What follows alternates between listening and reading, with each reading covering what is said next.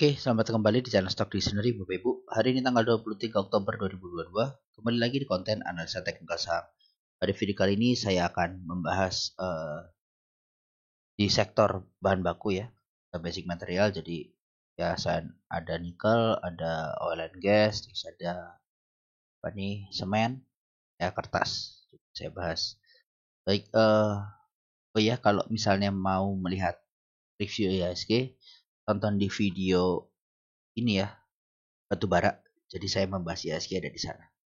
Baik, kita langsung saja ke saham pertama, ada Pegas. Pegas ditutup di harga 1870 dan perubahan harga positif 1,91%. Kita lihat dari volume, dia bisa breakout lagi dari volume EMA-nya. Bandar asing belum kelihatan, cuma sebelumnya ini ada akumulasi besar dan ya itu ZP ya. Bandar lokal juga terus entry. Nah, jadi Pegas terakhir ini dia di big akumulasi yang beli ada BKPD CPYU yang jalan MG YPJCDR. Ya, BK ini nampungin barang dari MG ya dan YP dan itu kuat ya, kuat banget, dan ZP akumulasinya gila-gilaan. Dan Pegas ini sudah cuan lagi kita di sini. Sudah cuan lagi. Dalam artian kita beli memang dari sini ya. Kita beli dari sini. Ya, jadi saat candle ini terus muncul di sini, saya kira akan terbang kan. Ini dia inside bar. Data nggak langsung jalan, tapi ya pelan-pelan, tapi perlahan naik. Ya, jadi kita udah beli dari sini, TP kita kemarin di sini, TP3 kita, terus drop. Nah, terus saya entry lagi, cuan lagi TP1. Ya, jadi puji Tuhan. Ya, cuma untuk Pegas tetap di sini ada gap satu tick kalau nggak salah, atau 2 tick ya. 1835, 1840 ya, 1 tick. Ya, dalam waktu dekat mungkin akan ditutup gapnya, baru lanjut naik gitu ya. Ini Pegas juga udah break dari 1860 nya, area-area resistnya dia susah dijebol dan berhasil tutupan ya. Makanya nanti tutup gap jangan sampai dia tutupan di bawahnya, tapi cuma tutup aja terus terbang lagi ya. Mudah-mudahan seperti itu. Pegas ini resist terdekat di 1900 ya, angka-angka psikologis juga nih. Nah, ini kalau Bapak Ibu cek, ini sudah saya gambarkan seperti ini ya. Targetnya dia bisa ke 2020-an lah ya, 2020-an tuh ya. Targetnya Pegas ke situ ya, mudah-mudahan tercapai. Oke, untuk Pegas seperti itu nih, saya kasih ya. Selanjutnya ada Medco. Medco ditutup di harga 1020 dan perubahan harga minus 0,90%. Kalau kita lihat dari volume, dia di bawah volume MA. Bandar asing nggak kelihatan, tapi terakhir ada akumulasi besar juga. Bandar lokal ini terus inflow. Untuk Medco, dia terakhir di big akumulasi yang beli BKZPDXAK yang jalan KKCPLK. Nah, oh ya sorry. Ini ada ZP ya di tanggal 20. Saya tadi mencoba nge-track. Nah, yang terakhir nih PDIFYJYU yang menjualan KKOKZPXAN. Ya, jadi si ZP nggak melakukan apa-apa di terakhir. Nah, itu ya, Medco ini atapnya kuat banget di 1040 ya, Medco. Jadi hati-hati juga kalau dia gagal. Ini secara weekly dia bisa bikin double top mungkin ya. Kita cek enggak error. Nah, ya. Jadi dia potensinya double top kalau si Medco ini. Kalau dia nggak bisa jebol loh ya. Catatan. Note, jadi kalau dia nggak bisa jebol, potensinya double top. Dan ini udah minggu next week ya. Jadi kita lihat candle berikutnya, dia harus bisa break dari 1040 sebenarnya. Ya, dan mengarah ke 1100. Ini udah harusnya bisa. Nah, kalau dari candle weekly, kalau sampai nggak bikin high baru, ya bahaya. Potensi bisa turun balik lagi ke 860 terus dan longsor lagi. Itu untuk Medco. ya. Jadi harus break dia, udah no excuse lah. Dan dia ada akumulasi terakhir ya, mudah-mudahan tujuannya apa sih ZP ya, mudah-mudahan bisa untuk lanjutin naik. Resist terdekat 1040 dan 1100, supportnya di 990 untuk pen. Seperti itu ya. Lanjut selanjutnya ada Elsa. Elsa ditutup di harga 320 dan perubahan harga positif 0,63%. Kita lihat dari volume, dia di bawah volume MA. Bandar asing ini masih belum ada, tapi terakhir ada inflow. Bandar lokal juga ada inflow. Elsa dia di small akumulasi, yang beli ada EP, AKY, PMG, yang jualan GRNI, AZCC. Ya, ini dari tanggal 20 ya. Nah, ini EP. Ya, EP, YP, MG yang beli lah. Baik, untuk Elsa, ini ya, kemarin juga saya sampaikan. Kalau mau beli Elsa, ya supportnya di 310. Ya, areanya. Ya kan, dan ternyata membal. Ini saya bahas Elsa di sini nih, tanggal 14 Oktober. Ya, minggu lalu. Dan ternyata ya udah 310 membal lagi naik. Ya, dan ini dia bikin dia bikin low yang lebih tinggi lagi, dan dia rounding ya, mudah-mudahan naik.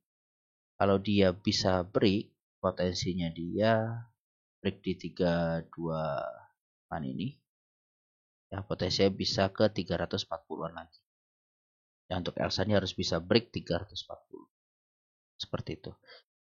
Resist terdekat di 326-an ya, 326, 328 nih resist Elsa. Ini juga harus di break dulu lah ya. Elsa ngarahnya masih naik. Oke, kalau mau beli Elsa sekarang harganya nanggung banget sebenarnya, nanggung banget. Mending ya kalau dikasih-kasih dia bikin rambut-rambut ke bawah, ya coba entry aja di situ. Oke, selanjutnya ada Antam. Antam ditutup di harga 1.800 dan perubahan harga minus 1,1%. Kita lihat dari volume, dia di bawah volume MA. Bandar asing ini 2 hari inflow, bandar lokal ini keluar terus. Antam dia di big distribusi, ini ada ZP ya di tanggal 20, tapi nggak sebesar yang lainnya. Nah, Antam dia di big distribusi dan jualan LG, CC, ZP, DP, yang beli ada YP, TP, XKK. Ya, jadi perdagangan terakhir ini cukup ngeri. Bandarnya jualan semua, yang nampunginnya retail-retail ya. Baik, dan Antam masih seperti view-nya ya. Jadi di 1800 ini pertengahan lah. Ya, jangan sampai bikin low lagi di 1765. Kalau dia bikin low lagi di bawah sini ya udah fix ya, untuk gap di bawah. Jadi ini Antam memang agak berat ya, agak berat karena banyak retailnya. Udah banyak retailnya. Ya, jadinya mau dikerek bandar juga males kayak bandar gitu ya. Antam kalau dia break 1765, potensi ke 1650, resist terdekat ada di 1850 ya, di situ untuk Antam. Lanjut selanjutnya ada Inco. Inco ditutup di harga 6575 dengan perubahan harga minus 4,36%. Kalau kita lihat dari volume, dia di atas volume MA. Bandar asing belum kelihatan, cuma ada info-info tipis. Bandar lokal juga ada distribusi terakhir ya, setelah ada info. Inco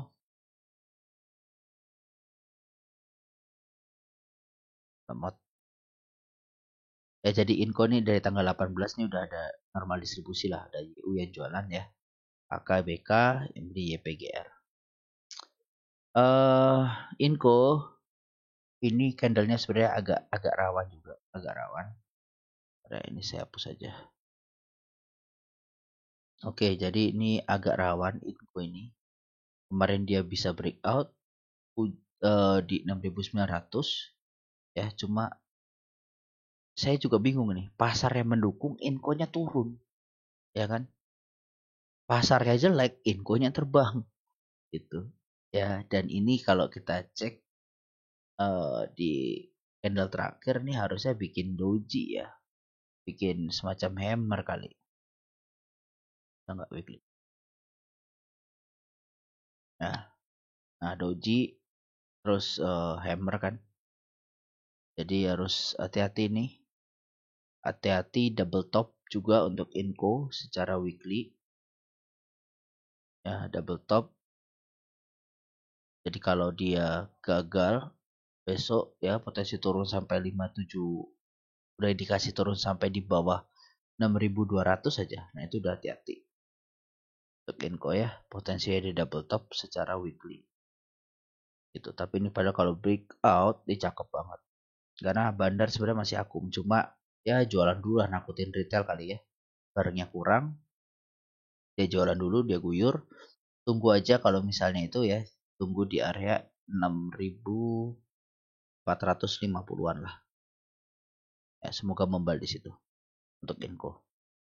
Oke, selanjutnya ada Tins. Tins ditutup di harga 1.360 dan perubahan harga minus 2,51%.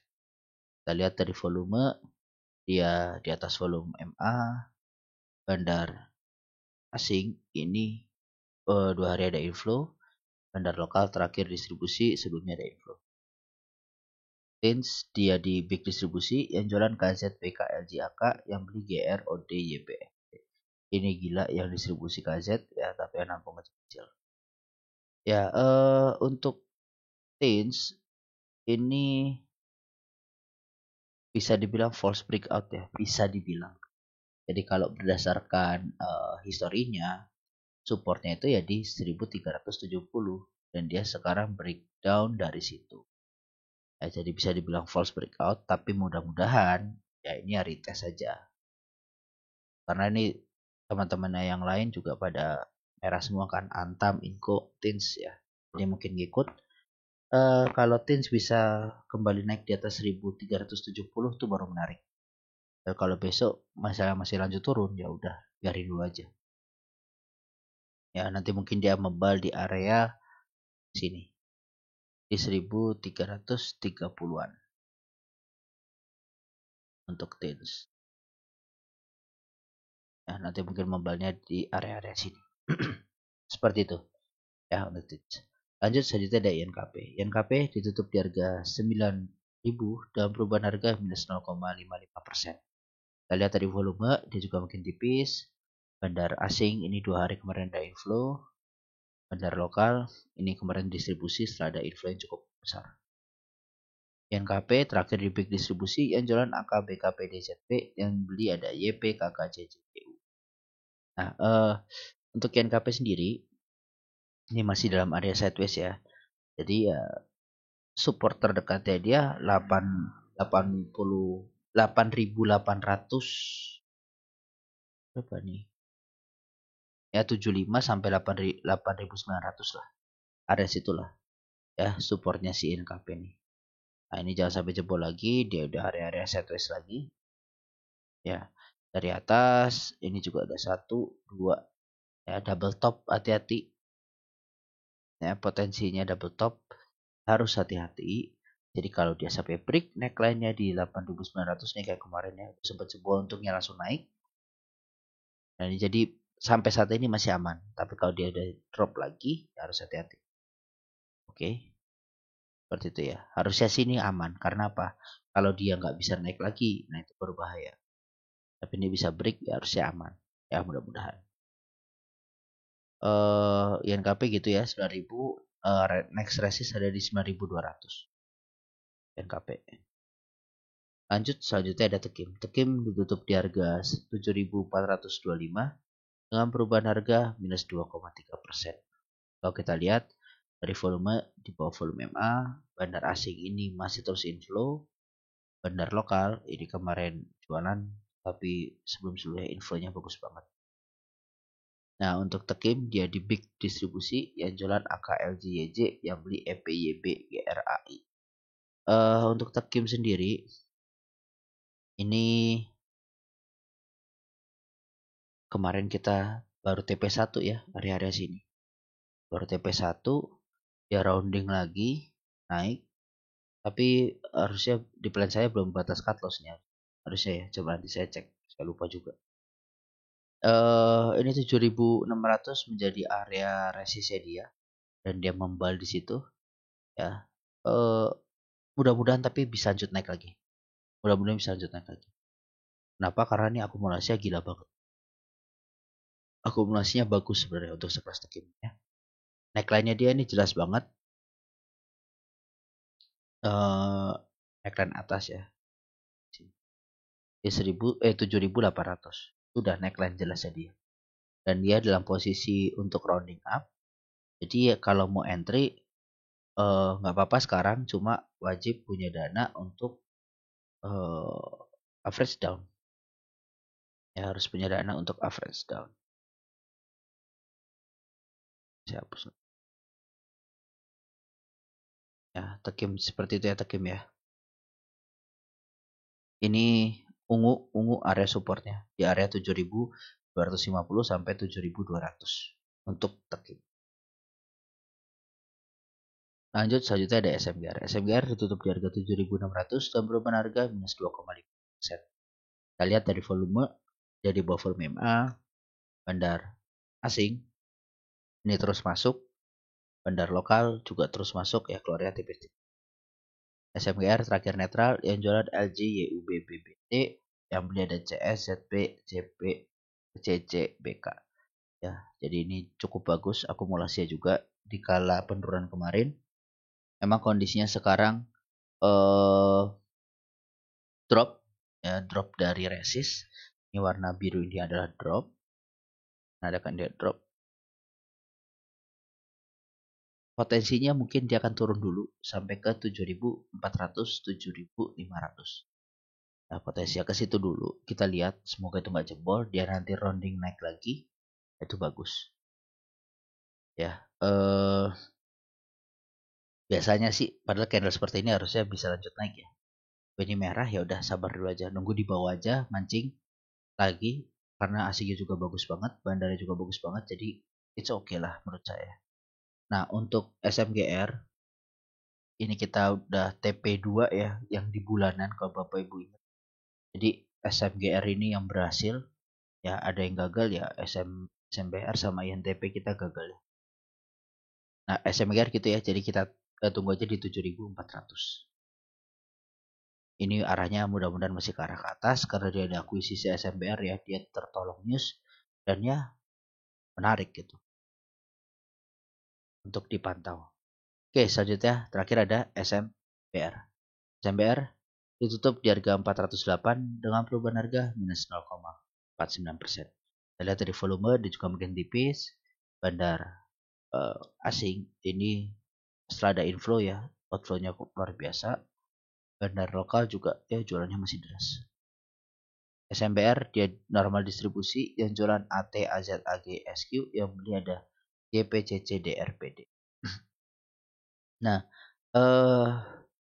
untuk SMBR sebenarnya ini dia udah breakdown, ya udah breakdown. Ini dia udah bikin hammer di bawah. Mudah-mudahan dia bisa segera naik lagi. Nah, ya, dia bisa balik lagi ke area sideways-nya dia untuk lanjut naik nanti. Tapi ini belum ada tanda-tanda bandar yang mau ngerek ya. Ini masih retail semua yang nampung. Jadi ya mungkin sabar-sabar dulu. Kalau SMBR pokoknya jangan sampai di bawah 37 376 376. Ya, jangan sampai di bawah situ lagi. Dan ini ya potensinya mungkin dia akan retest sampai ke 400. Ya 400 398 baru dia lanjut naik lagi. Untuk SMBR. Ya karena ini benar-benar dia lihat ya Bapak Ibu. Jadi dia jebol support langsung ke banting. Retail langsung pada lepas. Pada takut. Karena ini ya udah kalau udah support ya akan psikologis. Di saya pun misalnya gitu ya. Jadi grup saya bilang, oh close ini cut loss. Grup lain juga ngomong, sini cut loss. Ya di bawah 450 cut loss, di bawah 450 cut loss. 3 grup ngomong, 4 grup, 5 grup. Ya udah kebanting lah. Ya. Jadi mudah-mudahan ini bisa langsung naik lagi SMBR. Ya kalau bisa langsung naik lagi ya mungkin bisa rally sampai akhir tahun. Seperti itu. Ya, saya rasa demikian video kali ini. Semoga bermanfaat ya Bapak Ibu. Terima kasih dan salam sehat selalu.